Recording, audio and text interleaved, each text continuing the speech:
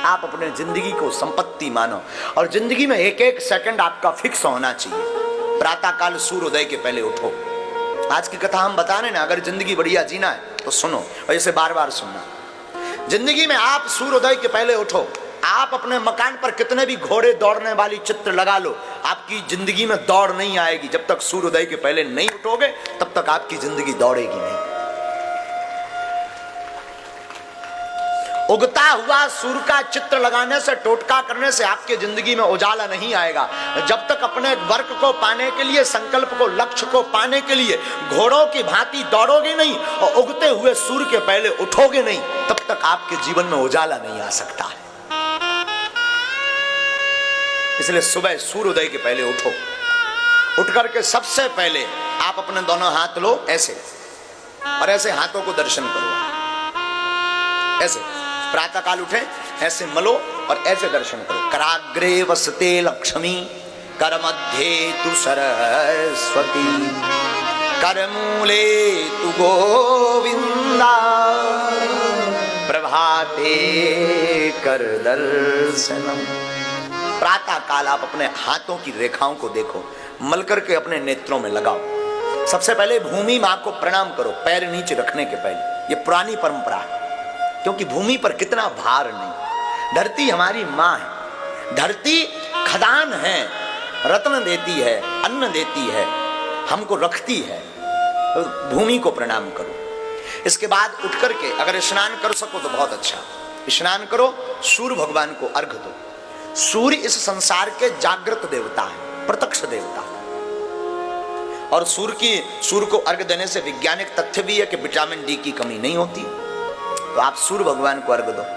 इसके बाद अपने इष्ट को, माता पिता को प्रणाम करने के बाद, गुरु को प्रणाम करने के बाद अपने इष्ट के लिए हनुमान चालीसा, दुर्गा चालीसा, काली चालीसा, भैरव चालीसा, जो भी आप पढ़ते हो पढ़ो। गुरु माला मंत्र ले रखा तो माला लो और मंत्र जाप करो। आपके बज गए 8 बजे कुछ भगवान को प्रसाद लगाओ और फिर खुद कुछ पाओ, योग व्यायाम आदि करके कुछ पाओ, टहलो। इसके बाद लगभग 10-11 बज गए, आप अपने काम के लक्ष्य पर ध्यान। आपका प्रश्न होगा महाराज फिर भजन और तो नहीं करना होगा? करना होगा। अब कैसे भजन करना? अगर आप बिजनेसमैन हैं, अगर आप नौकरी करते हैं तो ऐसे भजन करो। अगर आप खेती करते हैं तो ऐसे भजन करो। 10 बजे निकल गए अपने बिजनेस के लिए, अपनी दुकान के लिए, आप अपने नौकरी के लिए, तो जाते जाते गाड़ी चलाने ना तो फिल्मी गाना मत बजाओ, न गाओ। हम अक्सर देखते हैं फलाना बदनाम हुआ ठिकाने के लिए नक कटा, ये मत लगाओ। उसकी जगह गाड़ी उठाओ, भजन लगाओ। राम नाम जो गुरु मंत्र है वो मनी मन जप करना प्रारंभ करो। चलते फिरते उठते बैठते श्वास को व्यर्थ मत गवाओ। कोई काम कर रहे, माताएं घर पे रहती हैं, रोटी बना रही, रोटी बनाओ। एक रोटी बनाई, सीताराम। तवे पर रखो, सीताराम। चूल्हे में लगाओ, सीताराम। बर्तन में रखो, सीताराम। 4 बार सीताराम का जाप भी हो गया और एक रोटी तैयार भी हो गई। फिर वो रोटी खाना नहीं, फिर वो रोटी प्रसाद बन जाएगी और प्रसाद जो भी पाएगा प्रभु को पा जाएगा। हाँ। माताएं घर पे झाड़ू लगाती ना, सीताराम गाते जाओ। कोई भगवान का गीत, भगवान के गुणानुवाद, स्तुति, वेद स्तुति, मंत्र, कोई बहुत बड़ी महिमा, कोई सुंदर सा भगवत भक्ति गीत गाओ, झाड़ू लगाओ। क्या फायदा होगा?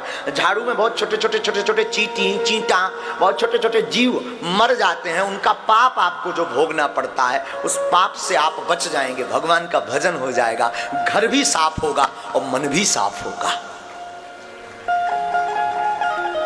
घर भी साफ होगा, मन भी साफ होगा। रात्रि हो गई आपकी, रात्रि काल संध्या में आप आओ।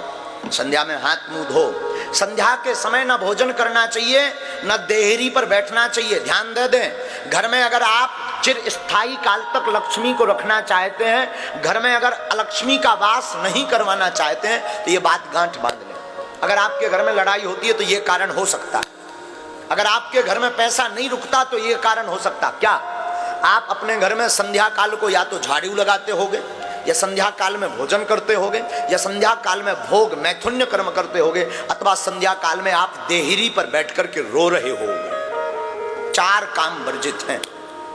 दरवाजे की देहरी पर संध्या काल में मत बैठो, संध्या काल में भोजन मत करो, संध्या काल में आप मैथुन्य कर्म भोग मत भोगो, अवासना युक्त मत रहो, संध्या काल में आप रो मत, कलेश मत करो। क्यों? संध्या काल में भूत भावन महादेव अपने गणों के साथ पृथ्वी पर विचरण करते हैं, और जिस घर में ये चार चीजें होती दिखाई पड़ती हैं, भोले बाबा उस घर से अपनी कृपा को दूर कर देते हैं। लक्ष्मी जी घर छोड़ करके भाग जाती हैं और कुलच्छनी का वास घर में हमेशा के लिए हो जाता है।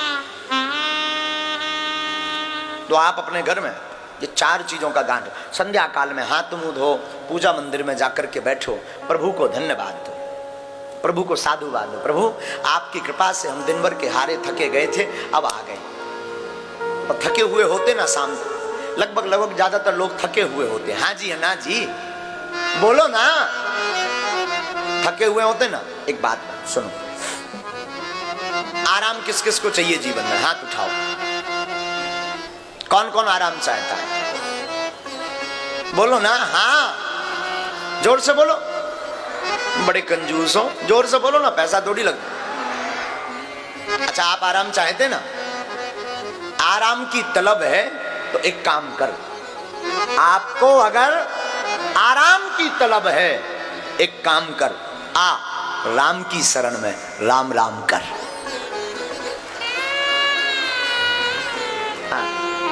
आराम की तलब है तो एक काम कर, क्या कर? आ राम की शरण में और तू राम राम कर। शाम के समय प्रभु को ऐसे धन्यवाद दो, आपकी रात सुंदर होगी।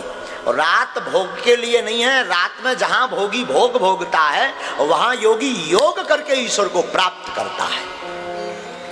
हाँ, रात को हरि शरण, भगवान की कथा सुनो, सत्संग सुनो, कोई कथा सुनो, और अपने जीवन काल में एक महीने में ये बात दृढ़ कर लो, महीने में या 5-6 महीने में 7 दिन की कथा, चाहे कोई भी हो, कोई वक्ता हो, जरूरी नहीं बागेश्वर वाले महाराज, कोई भी वक्ता हो, आसपास कहीं कथा होवे, 7 दिन 3-3 घंटे का टाइम निकाल करके जरूर जाना प्रारंभ कर दो। महीने में एक बार या 2 महीने में एक बार, 5 महीने में एक बार 7-7 दिन की कथा सुनने लगो, तुम्हारा लाड़ गोविंद के चरणों में हो जाएगा और गोविंद भी तुम्हें जन्म जन्म तक नहीं छोड़ेंगे। और फिर साहब, फिर बताना है आप हमें मिलना। आप ऐसे जीवन जीना प्रारंभ करो। सा जीवती गुणो यस्य धर्मो यस्य सा जीवती।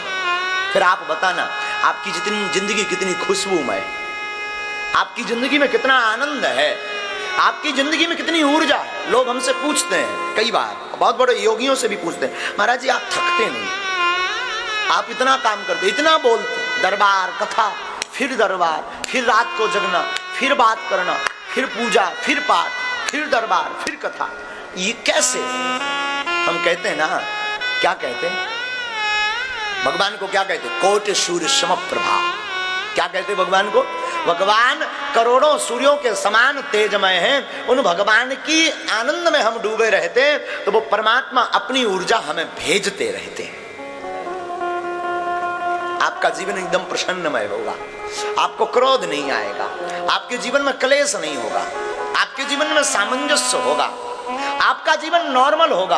आपका जीवन में आप जो ऊंचाइयां प्राप्त करना चाहेंगे ना, वो ऊंचाइयां प्राप्त कर जाएंगे। Life is money. आप अपने जीवन में अपनी जिंदगी को संपत्ति मानो और जिंदगी का एक एक पल व्यर्थ मत गवाओ।